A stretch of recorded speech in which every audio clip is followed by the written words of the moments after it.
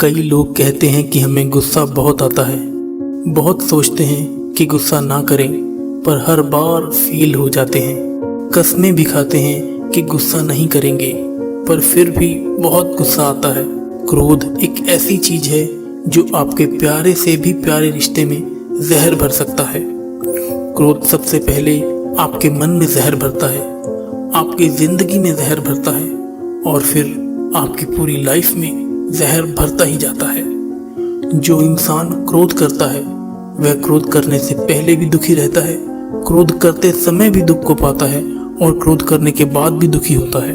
कभी विचार करके देखना, क्या आपको क्रोध करने से कभी खुशी मिली, सुख मिला? क्या आप कभी किसी इंसान को अलाउ करेंगे कि वो आपके ऊपर गुस्सा करे, क्रोध करे, जो चाहे बोल दे, जैसा चाहे बोल दे? कोई भी व्यक्ति किसी का भी क्रोध पसंद नहीं कर सकता, तो हमारे क्रोध को कोई क्यों स्वीकार करेगा, क्यों पसंद करेगा?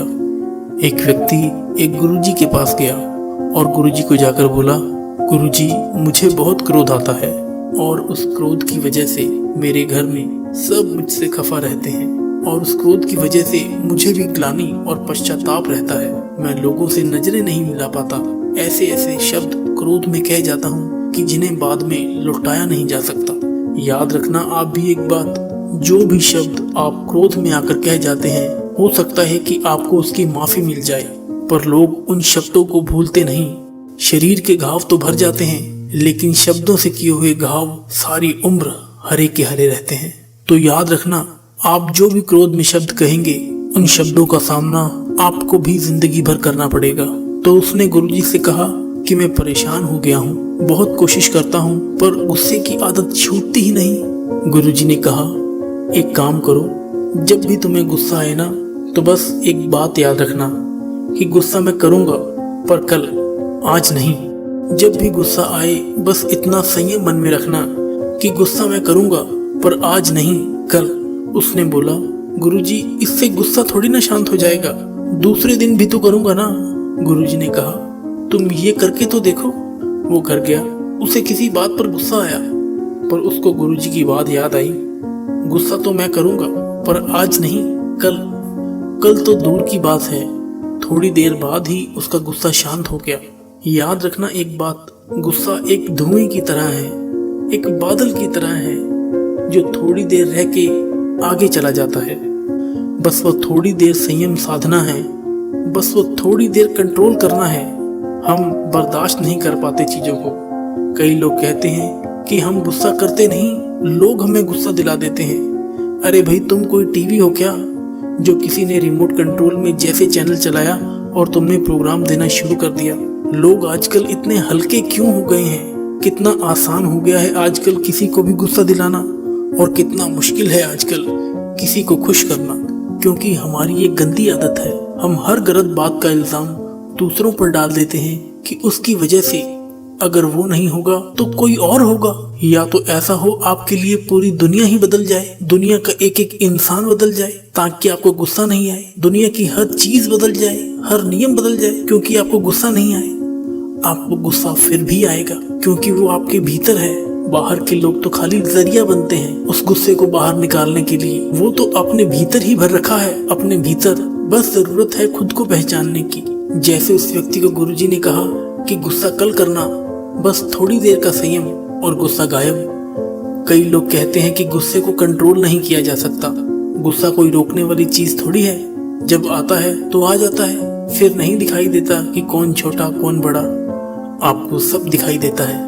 आप उसी पे ही गुस्सा करते हो जो आपसे कमजोर हो, जो आपसे छोटा हो। आप अपने बॉस पर गुस्सा करके दिखाओ, किसी पहलवान के ऊपर गुस्सा करके दिखाओ, जो आपसे शक्ति में ज्यादा हो, बल में ज्यादा हो, उस पर गुस्सा करो।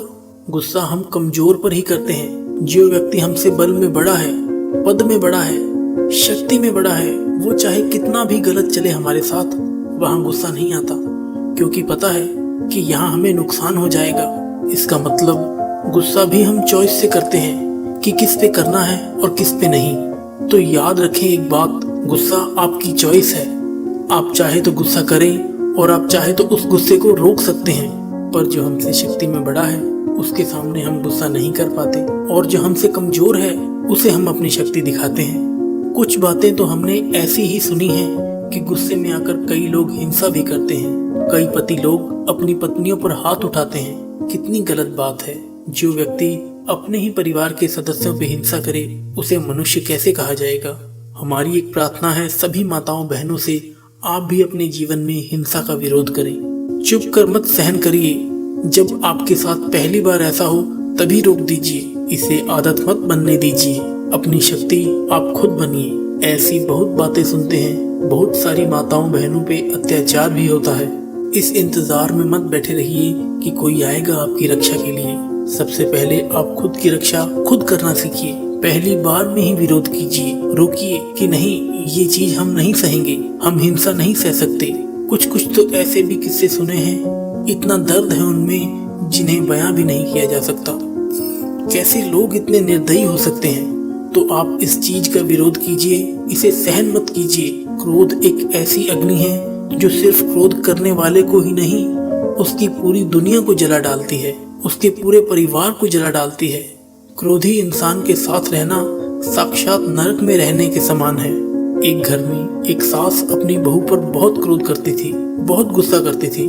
बहू बेचारी चुपचाप करके सब सहन करती थी, पर वो बहुत परेशान थी, दुखी रहने लगी, सोचने लगी आखिर कब तक सहन करूंगी मैं, कब इन बातों का अंत होगा। एक दिन उसके शहर में एक महात्मा आए। उसने महात्मा को सारी बात बताई। महात्मा ने कहा कि जब तुम्हारी सास तुम्हारे पर गुस्सा करे तो उसकी आवाज को तुम रिकॉर्ड कर लेना, और जब भी वो दूसरी बार गुस्सा करने लगे तो वो रिकॉर्डिंग को उसके सामने चला देना। उसने वैसा ही किया। उसकी सास ने जैसे ही गुस्सा किया उसने सारी रिकॉर्डिंग कर ली। दूसरी बार उसकी सास ने जैसे गुस्सा करने लगी उसने वो रिकॉर्डिंग चला दी। उस आवाज को सुनकर उसकी सास को बहुत अजीब लगा। उसने अपनी बहू से पूछा, ये कौन है? इतनी गंदी आवाज, इतने गंदे गंदे शब्द कौन बोल रहा है? इतने गंदे शब्द हैं कि मेरे कानों में चुभ रहे हैं। कौन है ये और मुझे क्यों सुना रही हो? तब उसकी बहू ने बोला कि ये आपकी आवाज है और ये सारे शब्द भी आपके हैं। जब उसकी सास ने वो पूरी रिकॉर्डिंग सुनी उसे बड़ा अफसोस हुआ। इतनी गंदी आवाज, इतने बुरे शब्द मेरे मुंह से निकलते हैं। उस दिन उसे अपनी गलती का एहसास हुआ। रिश्ता चाहे कोई भी हो, सास बहू का, पति पत्नी का, पर जहाँ क्रोध आ जाता है वहाँ खटास आ जाती है, वहाँ लोग खुश नहीं रह पाते। फिर लोग कहते हैं कि क्या हम किसी को कुछ ना कहें, जिसकी जो मर्जी हो वो करता रहे, बच्चों को भी छोड़ दें।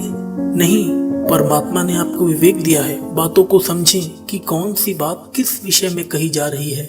ये बात खासकर उन लोगों के लिए है जिनके जीवन में क्रोध की वजह से जहर भर गया है। यदि आपके बच्चे गलत रास्ते पर जाते हैं तो आपका फर्ज है उन्हें समझाना। किसी की भलाई के लिए थोड़ा ऊपर से गुस्सा दिखाना कोई बुराई नहीं है। गुस्सा और क्रोध ये दोनों अलग चीज हैं। आपने गुस्सा किया, कोई बात बोली, वही बात पूरी हो गई। बल्कि क्रोध एक ऐसी अग्नि है, आप पहले भी जलते हैं, क्रोध करते समय भी जलते हैं और बाद में भी जलते रहते हैं। वही बातें आपके मन में चलती रहती हैं। तो उन बातों को सुधारना है। यदि आपको अपने और अपने परिवार की भलाई के लिए कभी थोड़ा बहुत गुस्सा करना पड़ा, बोलना पड़ा, तो कोई बात नहीं। आपने बात बोल दी, बात खत्म। पर उन बातों को आप दिल में बिठाकर मत रखिए। उसको क्रोध की अग्नि मत बनाइए। बातें बोल के आगे बढ़ जाइए। ना आप किसी का क्रोध सहन कर सकते हैं, ना कोई आपका क्रोध सहना पसंद करेगा। तो क्यों आपने इस जहर को अपनी जिंदगी में पाल रखा है? और इस बीमारी को जितना पालेंगे ये उतना बढ़ती जाएगी। फिर आप खुद का भी दिल दुखाएंगे, अपने परिवार वालों का भी दिल दुखाएंगे, खुद की नजरों से भी गिर जाएंगे और सबकी नजरों से भी गिर जाएंगे। तो छोड़िए इस बीमारी को। जब भी गुस्सा आए ना तो याद रखना ये बात, आज नहीं कल करेंगे। बस वो थोड़ी देर का संयम आपके मन से उस क्रोध की अग्नि को शांत कर देगा। थोड़ा तो संयम रखना सीखिए, थोड़ा तो अपने जीवन को संवारना सीखिए। अगर आप यहाँ तक पहुँच गए हैं तो इस वीडियो को लाइक और शेयर जरूर करें ताकि ज़्यादा से ज़्यादा लोग इस वीडियो का फायदा उठा सकें। धन्यवाद।